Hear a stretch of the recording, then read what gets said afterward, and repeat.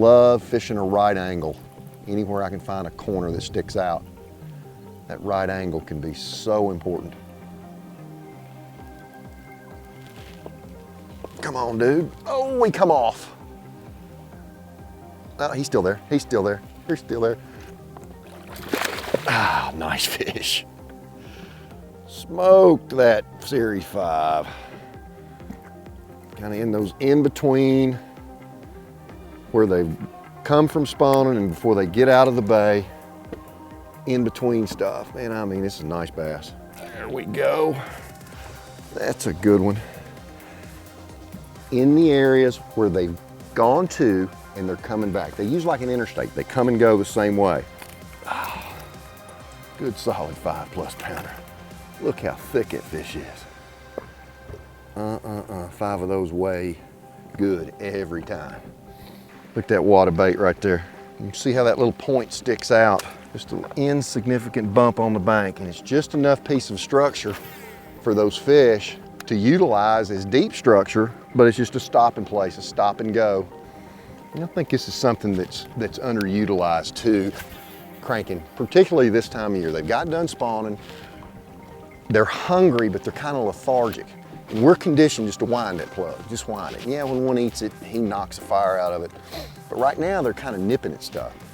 So one of the things I do to really get them fired up is get it down, stop it. Speed it up, slow it down. Give it that erratic retrieve. Sometimes that helps them really get a better look at it and they thump it better.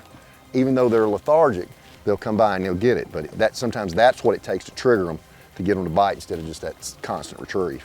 Pretty typical setup. I love my BB1, 5-to-1 gear ratio, power to drive that bait down, 12-pound Seagar InvizX.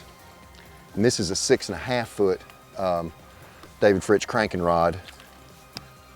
It's got all that moderate action, and it's a composite. It's fiberglass graphite mix that's a slow action, and that's just a must when you're throwing these treble hook baits, crank baits.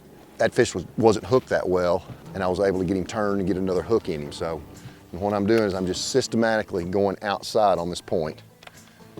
That fish hit it pretty close to about 5-6 feet of water. I'm sitting in 10, and I'm kind of bringing it up the hill a little bit instead of down the hill, which we typically want to do.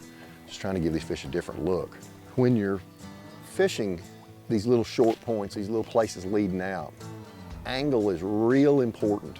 You really need to pay attention to the direction in which you're bringing the bait as it pertains to the structure. This is a little semi-structure. This is not a long point. This little point just kind of flattens out, runs out here. It's got about a 4-foot drop on the outside of it. So the bite that I got there was coming parallel to the lip of the drop. I'm seeing suspended fish out here, so pay attention to when you get that bite and replicate that. The other thing you can do is go to the opposite side and bring that cast the opposite way. A lot of times it's just a total different look that gets the whole school fired up, and then it's game on. But that's a quick lesson in fishing these transient places where they've spawned, they're moving out, and they're getting ready to go out. You've got a mini structure here. We fished around it. We changed angles. We caught one on both angles, caught a fish coming this way, a fish going that way. So don't just pull up and throw shallow to deep. Sometimes it's better to get shallow, throw deep, and come back uphill, and then change your course of direction.